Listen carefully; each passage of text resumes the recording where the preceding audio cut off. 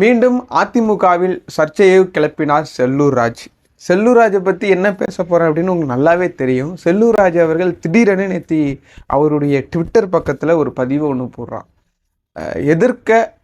எதிர்க்கட்சியாக எதிர்க்கக்கூடிய தலைவரை தன்னுடைய ட்விட்டர் பக்கத்தில் ஒரு பதிவாக போட்டு அதிமுக வட்டாரத்துக்குள்ள மிகப்பெரிய ஒரு சர்ச்சையை கிளப்பிய ஒரு வீடியோவாக அந்த வீடியோ பார்க்க முடிகிறது. பரபரப்பான அரசியல் களத்தில் இதுவும் ஒரு சுவாரஸ்யமான விஷயமாக செல்லூர் ராஜ் அவர்கள் பண்ணுறார். நம்ம செல்லூர் ராஜ் அண்ணன் எது பண்ணாலும் கொஞ்சம் டிஃப்ரெண்ட்டாக பண்ணுவார். ஆற்றுல தெர்மாக்கோல் போடுறதா இருக்கட்டும், அந்த நீராவியில் தண்ணி மேலே போகிறதுனால ஆற்றுல போய் தெர்மாக்கோலை போட்டு மூடுறதா இருக்கட்டும், இது போன்ற பல சுவாரஸ்யமான அவர் சயின்டிஸ்ட் ராஜ்ன்னு தான் சொல்லுவாங்க அவரை. ஸோ அது போல் இன்றைக்கி ட்விட்டர் பக்கத்தில் ஒரு வீடியோ ஒன்று போட்டிருக்கிறார். அந்த வீடியோவில் அந்த தருணத்தில் இன்றைக்கி பெரிய அளவில் பேசும்படும் பொருளாக மாறி இருக்கிறது. என்ன அந்த வீடியோ, ஏன் போட்டார், எதற்காக போட்டார் அப்படின்ற பற்றி இந்த வீடியோ நம்ம தெளிவாக பார்ப்போம்.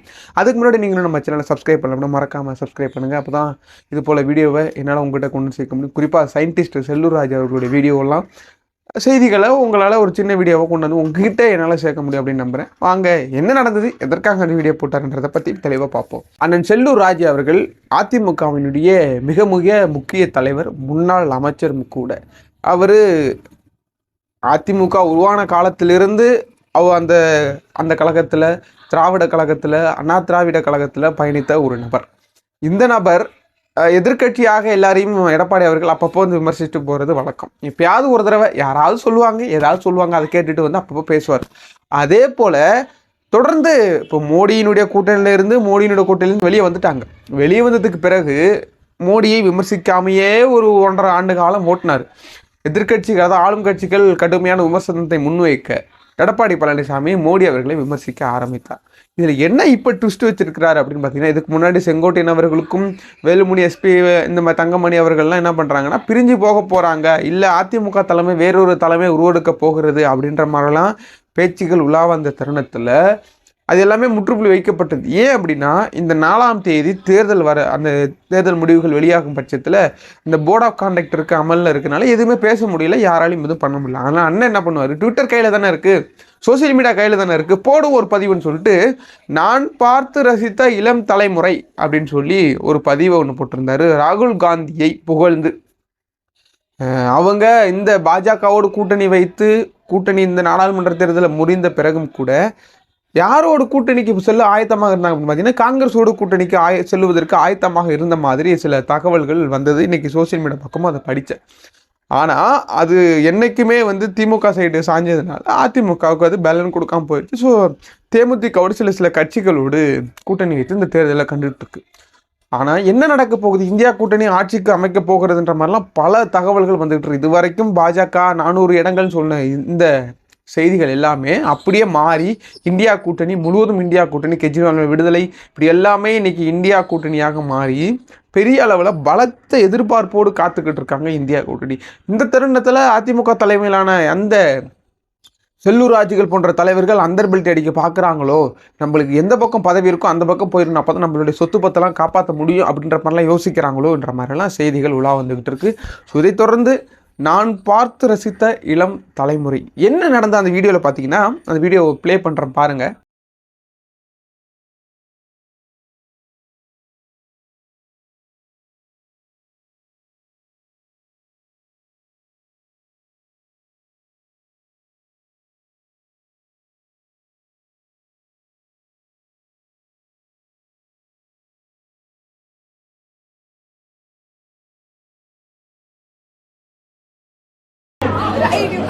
But what they teach you in political science is nothing to do with politics. I know what those guys are doing, but they're not teaching you politics. Well, nice meeting you. Thank you so much, sir.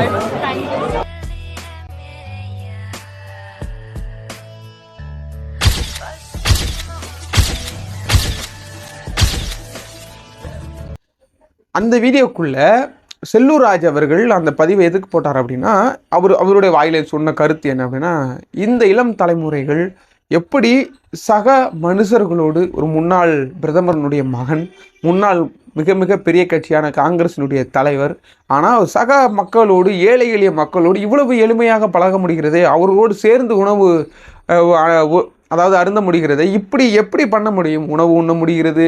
ஒரு தலைவரை பார்க்கும் பொழுது ரோடை தாண்டி போய் அவர்களுக்கு இனிப்பு வாங்கி கொண்டு, அது ஒரு தமிழக மிக மிக கலாச்சாரமாக இருக்கிறது, ஒரு பண்பாட்டு கலாச்சாரம். அது தமிழனை சந்திக்கும் பொழுது அதை ஏதாவது இனிப்போ காரமோ கொடுத்து அவர்களை வரவேற்று கட்டி தழுவி ஆற தழுவி அணைப்பது, இது போன்ற விஷயங்கள் எல்லாமே ராகுல் காந்தி கிட்ட இந்த தலைவரை பார்த்ததுனால தான் சயின்டிஸ்ட் செல்லூர் ராஜு அவர்கள் இந்த மாதிரி வேலைகளில் முன்னின்று அதை செஞ்சிருக்கிறாப்புல.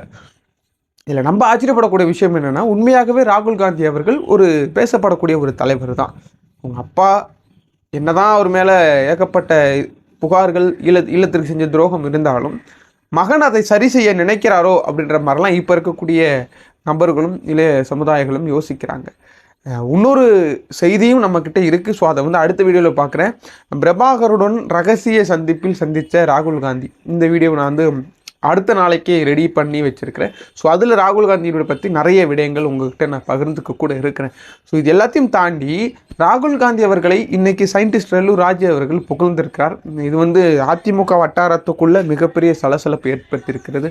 ஆனால் அவர் வாயால் சொன்னது என்ன அப்படின்னா, எங்கள் எடப்பாடி அண்ணனை போல் ராகுல் காந்தி இருக்கிறார் அப்படின்னு சொல்லிட்டு அவர் ஒரு பிளேட்டை போடுறாரு. நியூஸ் 18 தொலைக்காட்சியில் அவர் தொலைக்காட்சி வாயிலாக பேசி அந்த காணொலி நம்மளால் கேட்க முடிந்தது. அதுக்கு என்ன சொல்கிறார் அப்படின்னா, எடப்பாடி அண்ணன் போல தானே ராகுல் காந்தி இருக்கிறாரு, எடப்பாடியும் அப்படி தான் இந்த மாதிரி சக மனுஷனோட போய் நல்லா சாப்பிடுவார் பழகுவார். அதே தான் இங்கே என்ன சொல்கிறாரு, இதே போல் தான் இன்றைக்கி ராகுல் காந்தி அவர்களும் சக மனுஷரோடு பேசியிருக்காரு. ஒருவேளை ஆட்டம் கண்டுருச்சோ என்னமோ தெரில, இந்தியா கூட்டணி ஆட்சிக்கு வரப்போகிறது, மோடி பாய் காட்ட போகிறாரு அப்படின்றது தெரிஞ்சிச்சோ என்னமோ தெரில. உடனடியாக அதிமுக கம்பெனியை அதாவது எடப்பாடி கம்பெனியை இந்த பக்கம் சாய்க்க விரும்புகிறாங்க. அதை செல்லூர் ராஜை வைத்து எடப்பாடி அவர்கள் கேம் ஆடுறாரோ அப்படின்றது தெரில. ஏன்னா உள்ளுக்குள்ளே பல சலசலப்பு. ஆனால் அதுக்கு வேலுமணி அவர்கள் செக் வச்சிட்டாப்பில், என்றைக்குமே முதலமைச்சர் எடப்பாடி பழனிசாமி தான், அவர்களுடைய தலைமையில் தான் நாங்கள் செயல்படுறோன்னு சொல்லி ஒரு செக் வச்சிட்டாப்பில். அது எல்லாத்தையும் தாண்டி ராகுல் காந்தி அவர்கள் திமுகவை ஆதரிக்கக்கூடிய ஒரு கட்சி, திமுக காங்கிரஸ் ஆதரிக்கக்கூடிய ஒரு கட்சி. ஆனால் எதிர்கட்சியாக இருக்கக்கூடிய ராகுல் காந்தியை இன்னைக்கு புகழ்கிறாங்க அப்படின்னா ஏதோ உள்குத்து இருக்குது, உள்ளடி வேலை செய்ய போகிறாங்க அப்படின்றது தெளிவாக தெரியுது.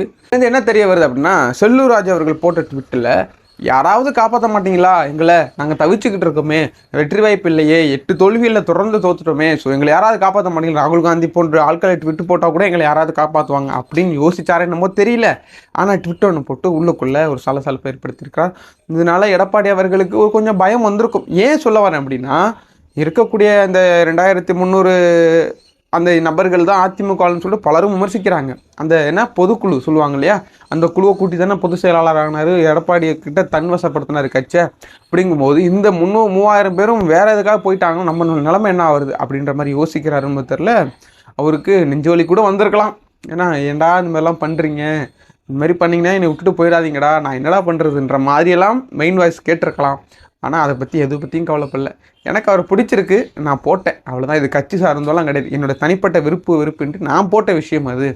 ஒருவேளை அட்மின் ஏதோ போட்டாங்களோ அப்படின்னு சொல்லி செய்தியில் இருக்க, இல்லை நான் தான் போட்டேன். எனக்கு அந்த மாதிரி பார்க்க வியப்பாக இருந்தது. ஸோ அதை நான் தெளிவாக போட்டேன், தெளிவுபடுத்துகிற வகையில் போட்டேன்.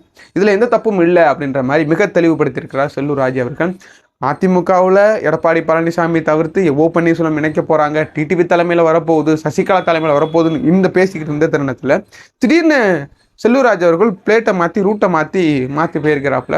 ஸோ அந்த பேச்சு கொஞ்சம் அமரும்னு நினைக்கிறேன். இன்றைக்கி ஃபுல்லாக இந்த பேச்சும் ஓடும். நம்ம செல்லூர் ராஜு, ராகுல் காந்தி அதிமுக இதுதான் ஓடும்னு நினைக்கிறேன். ஏன்னா அதிமுக தரப்பிலிருந்து ராகுல் காந்தி கிட்ட பேசப்பட்டதாக, அதாவது காங்கிரஸ் கிட்ட பேசப்பட்டதாக சொல்லப்படுது, மறைமுக பேச்சு நடத்தப்பட்டதாகவும் சொல்லப்படுது. அதுக்கு எந்த வகையிலையும் பலன் தரலை அப்படின்ற மாதிரியும் சொல்லப்படுது. ஸோ இது எல்லாத்தையும் தாண்டி மீண்டும் ஒருங்கிணைக்க பார்க்குறாங்களா காங்கிரஸோடு கூட்டணி வைத்து? ஏன்னா எனக்கு ஒரு ஆசைங்க, பாஜகவோடு தமிழ்நாட்டில் எந்த கட்சியுமே கூட்டணி வைக்கக்கூடாது. நீ பாமகலாம் பேசுகிற மாதிரியே இல்லைங்க.